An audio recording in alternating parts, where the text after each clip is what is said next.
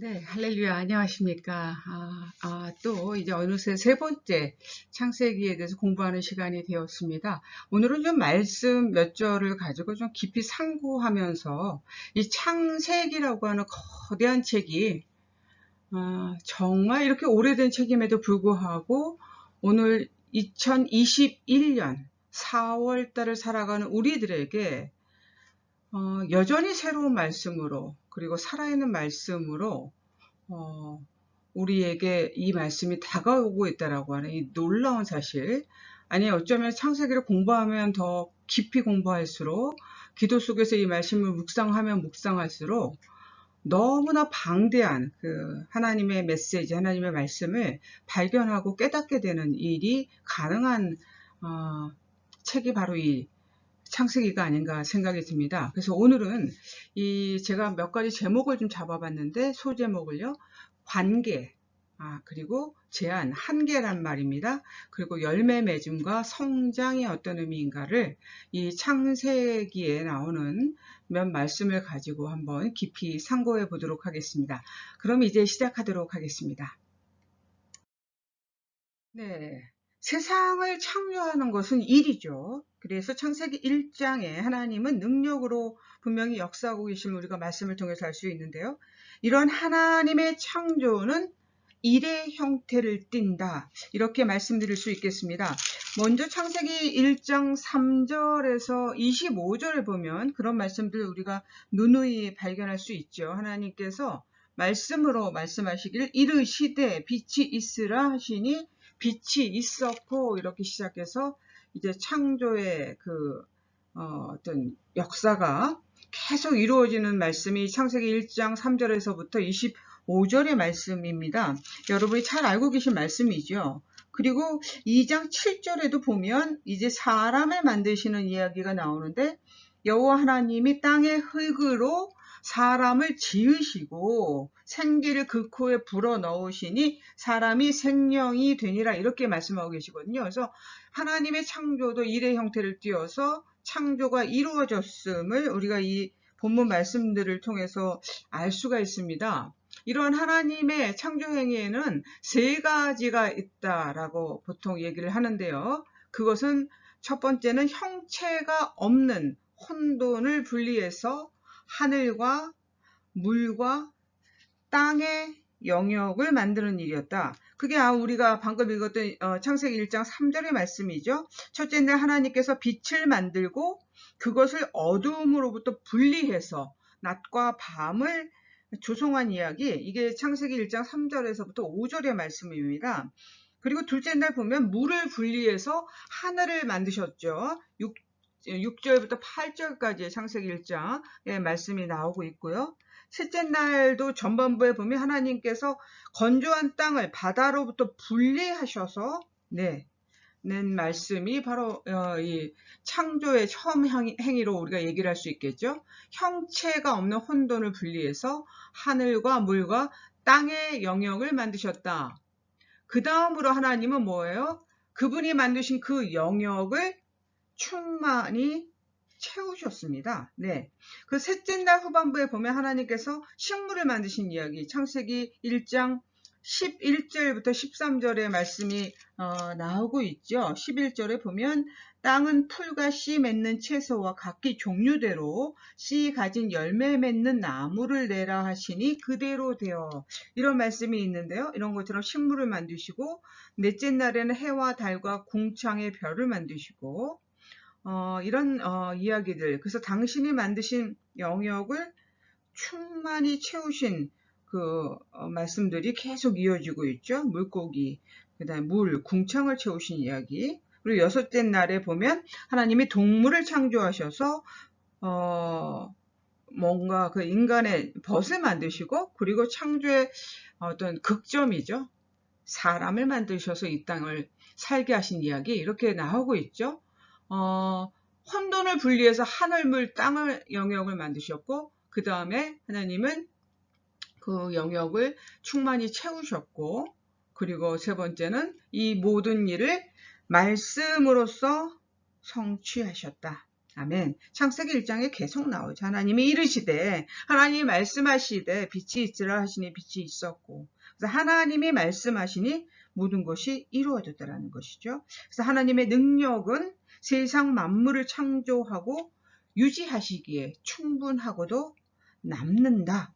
그것이 바로 우리가 믿는 하나님의 능력이다. 이렇게 우리는 이 말씀을 이해할 수가 있겠습니다. 하나님의 창조 행위 가운데 우리가 관계라고 하는 단어를 한번 생각을 해봤으면 좋겠습니다. 하나님은 관계 가운데 일하신다. 사람을 만들기 이전부터 하나님은 당신 스스로를 복수대명사로 지칭하셨거든요. 이게 창세기 1장 26절의 그 유명한 말씀입니다. 하나님이 이르시되 우리의 형상을 따라 우리의 모양대로 우리가 사람을 만들자, 이렇게 말씀하고 있거든요. 그래서 이 말씀 우리가 뭐냐 가지고 굉장히 많은 학자들이 여러 의견이 있습니다만 제일 중요한 얘기는 뭐냐면 어떤 견해를 취하든지 하나님은 본질적으로 관계 속에서 존재하는 분이다 라는 사실을 우리가 이 말씀을 통해서 알 수가 있는 것입니다. 네, 그래서 우리가 믿는 하나님은 이 삼위일체의 하나님, 그렇죠? 한 존재 안에 세 인격이 존재하는 하나님이시잖아요. 그래서 이 하나님이 관계 속에서 그 관계 가운데 일하고 계신다. 그것이 바로 하나님의 창조 행위라는 것, 이것을 여러분이 기억하셔야 되겠습니다. 그렇다면 이런 질문을 우리가 할 수가 있는 것이죠. 과연 우리는 하나님처럼 우리가 일하는 일터에서 혹은 내가 하는 자그마한 가게에서 과연 우리는 사랑의 관계 속에서 일하고 있는가 물어봐야 되겠다는 것이죠. 그것이 바로 이제 우리 창세기 1장 27절의 말씀을 통해서 우리가 좀 생각해 볼 수 있는 이야기죠. 창세기 1장 27절의 말씀은 아주 유명한 말씀입니다. 하나님이 자기 형상, 하나님의 형상대로 사람을 창조하시되 남자와 여자를 창조하셨다. 왜 남자와 여자를 창조하셨겠습니까? 사랑의 관계 속에서 함께 동역하고 돕는 이로 살아가라고 만드신 거거든요. 그렇게 창조하신 거거든요. 근데 과연 이 하나님의 창조의 원뜻, 처음 사람을 만드셨을 때 그 하나님 본래의 의도처럼 우리는 과연 사랑의 관계 속에서 일하고 있는가 좀 물어보셨으면 좋겠습니다. 부끄러운 모습이 혹시 아닌지 궁금합니다. 사실 제가 많은 분들을 상담하는데 우리가 교회에서 비춰주는 모습하고 그리고 자신의 일터에서 모습에 간격이 꽤 있는 분들이 생각보다 많이 있습니다. 그래서 과연 우리가 봤던 이 친절하고 신실한 신앙인의 모습이 어느 정도의 갭이 사람마다 다 있을 수 있겠지만 내가 일하는 공간에서 최소한 어느 정도 그 비슷한 평판을 받고 있는지, 어떤 사람으로 비춰지고 있는지, 어떤 사람으로 내 삶을 나누고 있는지를 좀 많이 고민했으면 좋겠습니다. 특별히 우리 기독교인들은 더더욱 그렇습니다. 왜? 하나님께서 관계 가운데 일하시는 창조주 하나님이시고 우리로 하여금 그러한 사랑의 관계 속에서 일하기를 원하시기 때문에 뭐 일하는 거랑 교회에서 신앙생활하는 거랑 다른 거 아닌가요? 아니죠.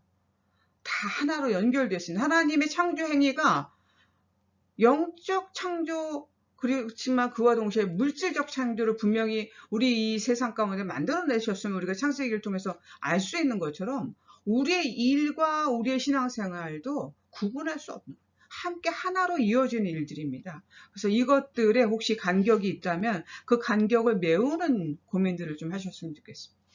그래서 또한 한 번 더 생각할 문제는 하나님의 창조행위의 관계에서 두 번째 질문은 다른 사람과의 관계 속에서 일한다는 것은 무엇인가라는 질문입니다. 창세기 2장 18절의 말씀을 보면 이런 말씀이 나오죠. 여호와 하나님이 이르시되 사람이 혼자 사는 것이 좋지 아니하니 내가 그를 위하여 돕는 배필을 지으리라 하시니라. 네, 그렇습니다. 인간은 아무리 잘나도 완벽할 수가 없습니다. 그래서 인간은 다른 사람과 함께 더불어서 같이 일하게 되어 있습니다. 나를 돕는 사람이 있어야 됩니다. 아무리 유능한 지도자이고 리더일지라도 그 밑에 그의 손과 발이 되는 사람이 있어야지 원팀이 되어서 일을 만들고 뭔가 어떤 성과물을 만들어내듯이 뭐예요? 이 돕는 사람, 함께 동역하는 사람, 함께 에덴 동산을 일구어내가는 일에 동참하는 동역자를 하나님께서 창조해 주셨다는 말은 우리가 어떤 일을 하는 데 있어서 어떤 직장에서나 어떤 공동체에서 일을 하는 데 있어서 다른 사람과 함께 더불어서 도와가면서 일하도록 부름받았다라는 사실을 여러분 잊지 않으셨으면 좋겠습니다. 관계는 그래서 일하는데 부수적인 게 아니에요. 내가 사장인데 아니요. 사람을 부린다라는 것은 그 관계 속에 이미 우리가 함께 들어가는 것이기 때문에 관계는 부수적인 것이 아니라 필수적인 요소입니다. 사람의 인성을 가장 적나라하게 볼 수 있는 게 어떤 관계 속에서 그 사람을 대하는 태도, 매너일 것입니다. 네. 그것을 보게 되면 알 수 있거든요. 네. 우리가 신앙적으로 성숙하다라는 것은 결국 내가 더 많은 시간을 보내는 그 일터에서 어떤 사람으로 다른 사람과의 관계를 일구어가고 만들어가고 있는가. 나는 그냥 일방 지시형의 사람, 혹은 남의 기분이나 남의 상황을 배려하거나 공감하지 못하는 사람은 아니었는지. 하나님은 어떻게 말씀하십니까? 너희들 함께 돕고 일하라 라고 말씀하신다는 것이죠. 그래서 함께 사랑하면서 돕는 자로서 함께 협력하는 사람으로서 일해라. 이렇게 말씀하고 있다는 것을 우리가 이 말씀을 통해서 알 수가 있는 것입니다. 하나님의 창조 행위에서 또 생각할 문제는 이 제한, 한계의 문제입니다. 하나님께서 6일 동안 엿새째 날이 끝날 때에 세상의 창조는 다 마무리가 됩니다. 그렇다고 해서 하나님의 일하신 것을 그친 것은 아니죠. 예수님께서 말씀하시잖아요. 내 아버지께서 일하시니, 그렇죠? 예, 나도 일한다 이런 말씀을 하셨던 것처럼 하나님의 창조 행위는 그쳐진 것은 아니지만 하나님께서 분명히 6일 동안 일하시고 7지 되는 날 어떻게 해요? 쉬셨다. 하루를 안식하셨다. 나머지 6일을 어떤 매듭을 하는 어떤 의미로 이 쉼을 안식하셨다라는 게 바로 창세기의 말씀에 굉장히 중요한 얘기 중에 하나입니다. 사실 하나님은 쉬실 필요가 없으시잖아요. 하나님은 피곤하시지 않은 분이시니까요. 그럼에도 불구하고 하나님은 우리가 아는 이 세상에서 시간의 경계를 정해주셨다라는 거예요. 어떻게요? 하나님이 자기 일을 제한하심으로 하나님은 한계가 없으시고 한계를 지을 필요가 없으신 분임에도 불구하고 우리 인간의 삶이 교만해지길 원하지 않으셨기 때문에 자신 스스로 자신의 일을 제한하시면서 그 샘플로 우리에게 보여주셨다는 것이죠. 그게 창세기 2장 이제 1절부터 3절의 말씀이잖아요. 2장 1절에 보면 천지와 만물이 다 이루어지고 하나님이 그가 하시던 일을 7째 날에 마치시니 그가 하시던 모든 일을 그치고 7째 날에 안식하시니라. 그 날을 복되게 하사 거룩하게 하셨으니 이는 하나님이 창조하시며 만드셨던 모든 일을 마치시고 그날에 안식하셨음이라. 이런 말씀을 하고 계시거든요. 네, 그렇습니다. 하나님께서 이 시간 안에 분명히 경계를 정해주시고 엿새는 일하는 날로 하루는 안식하는 날로 복을 주셨다라는 것.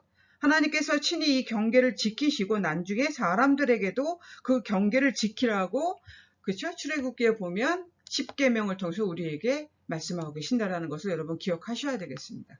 그렇다면 우리 인간들은 지금 이 하나님이 규정하신 한계, 제한을 따르고 있을까요? 너무 부끄럽죠. 이 전기가 발명되면서 낮과 밤이 뒤바뀌면서 너무 많은 시간들을 이제 자신을 위해서는 스스로 쓰게 될지 모르지만 하나님을 위한 시간, 그 거룩한 시간을 정말 철저히 지키고 있는지 고민해 봐야 되겠습니다. 그래서 월터 브루그만이라고 하는 신학자는 이런 얘기를 하고 있습니다. 안식일은 하나님께서 삶의 중심에 있다라는 것을 가시적으로 증거하는 것이 바로 그런 증거가 바로 안식일이다. 이런 말씀을 하고 있거든요. 저는 이 말씀 참 중요하다고 생각합니다. 우리가 이렇게 모든 한계를 다 뚫어버리는 과학기술, 테크놀로지의 시대에 살아가고 있습니다. 도대체 어디가 끝인지 모르게끔 지금 인간들이 그 한계를 계속 부시면서 나아가고 있는데, 하나님은 창세기에서 어떻게 말씀하십니까? 하나님은 한계를 가지실 필요가 없는 분임에도 불구하고 창조의 행위를 하나님께서 제안하셨다는 것은 너희 인간들도 그 한계를 따르고 그렇게 살아가라고 하는 너무나 중요한 말씀. 그렇게 한계를 제한하지 않으면 너희들은 교만해질 수밖에 없고 자만해질 수밖에 없고 결국 하나님을 따르지 않게 되는 불순종의 죄를 질 수밖에 없기 때문에 그래서 하나님께서 이 제한, 한계를 우리에게 이 창세기의 말씀을 통해서 주고 계신다라는 사실을 여러분이 꼭 기억하셨으면 좋겠습니다. 하나님의 창조주 하나님을 믿는 믿음은 결국 우리 삶 속에서 드러나게 되는데 삶의 열매 맺음이 있어야 되고 성장의 삶이 되어야 된다. 지금 우리는 열매를 맺고 번성하고 있는지를 물어야 된다는 것이죠. 과연 그렇다면 열매 맺고 번성한다는 것은 무엇이냐? 창세기 2장 15절의 말씀에 보면 여호와 하나님이 그 사람을 이끌어 에덴 동산에 두어 그것을 경작하며 지키게 하시고 이런 말씀이 나오고 있거든요. 여기서 이 지키다라는 뜻이 히브리어의 샤마르라고 하는 뜻인데 이게 다 어떤 의미냐면 하나님에 대한 경배와 그분의 계명을 준수한다라는 의미도 가지고 있어요. 아니 결국 무슨 말이냐? 우리가 하나님의 목적을 따라서 행해진 일에는 그것이 어떤 일이든 분명히 거룩함이 있다라는 것입니다. 그래서 우리가 일을 통해서도 열매 맺고 번성함이 성장함이 있어야 된다라는 것이죠. 하나님의 어떤 공급하심을 받아들인다라는 것은 다른 말로 하면은 하나님께서 우리를 하나님의 형상대로 지어서 하나님은 우리의 필요를 공급해 주시는 하나님이시거든요. 그걸 통해서 하나님의 형상을 만들어진 사람은 우리는 결국 우리가 하나님의 피조물의 존재이다라는 것을 깨닫고 인정해야 된다는 거예요. 하나님은 필요한 것이 아무것도 없으세요. 네? 하나님이 혹시 필요한 게 있더라도 하나님 스스로 그것을 해결했을 수 있는 힘이 있으십니다. 그런데 우리 인간은 그렇지 못하다라는 것이죠. 그래서 하나님이 공급하시는 것을 인정한다라는 것은 다른 말로 하면 우리가 그런 인간에 불과하다, 피조물에 불과하다. 그래서 우리로 하여금 교만에 오만에 빠지지 않게 만든다는 것이죠. 그분이 없으면 우리의 일은 아무것도 아니다라는 거. 우리는 스스로 살 수 없다라는 거. 내가 능력이 있어서 이 일을 한다라는 거. 내가 이럴 만한 자격이 있다라는 이 착각, 교만을 깨게 만들어 주신다는 거. 하나님이 이 공기와 물과 흙과 햇빛과 모든 생명체들과 우리 몸과 마음의 형성과 우리 일의 재료가 된 여타의 모든 재료를 만드신 그 하나님이시다. 그래서 하나님께서 그것들을 계속 공급해 주시지 않으시면 우리는 존재를 이어갈 수 없는 존재이다. 그러나 반대로 하나님의 그 공급하심을 인정하면 우리는 일할 때 자신감이 생기게 되고 우리 자신의 능력이나 환경의 무쌍함 때문에 그것에 기대어서 우리의 필요를 공급받으려고 할 필요가 전혀 없어진다는 것이다. 하나님의 능력이 우리의 일을 열매 맺게 만든다. 이 하나님의 공급하심을 받아들이는 믿음이 우리 가운데 있어야 되겠다. 그렇게 되면 열매 맺고 성장하게 된다. 이런 말씀을 드릴 수 있겠습니다. 그래서 오늘 이제 말씀을 거의 마쳤습니다. 오늘 조금 길게 되었습니다. 준비를 하다 보니까 그렇게 됐습니다. 이제 마지막 오늘 말씀을 정리하는 기도를 드림으로 오늘 성경 공부를 마치도록 하겠습니다. 하나님, 갈등의 관계, 건조한 일적인 관계, 아무런 사람의 온기나 따뜻함을 느낄 수 없는 관계에서 일하고 있는 대부분의 사람들을 생각하고 기도합니다. 일이 하나님의 소명을 발견하는 통로가 되어야 하는데 그러지 못한 상황 속에서 일하는 모든 이들을 주님 기억해 주시고 위로해 주시옵소서. 창조주 하나님처럼 사랑의 관계 속에서 일하는 신앙인들로 살아가게 하옵소서. 하나님께서 모든 일의 시작과 끝을 정하시고 한계를 지으셨듯이 우리가 모든 일을 진행함에 있어서 겸손함으로 하게 하시고 하나님이 삶의 중심임을 늘 깨달으며 살아가게 하옵소서. 자신의 능력을 과신하는 자만에 빠져 하나님의 공급하심을 잃어버리고 사는 자들이 되지 않게 하옵소서. 주님의 능력만이 우리를 열매 맺게 함을 믿게 하옵소서. 주님의 공급하심을 받아들이는 믿음의 자녀 되게 하옵소서. 주 예수 그리스도의 이름으로 기도드립니다. 아멘.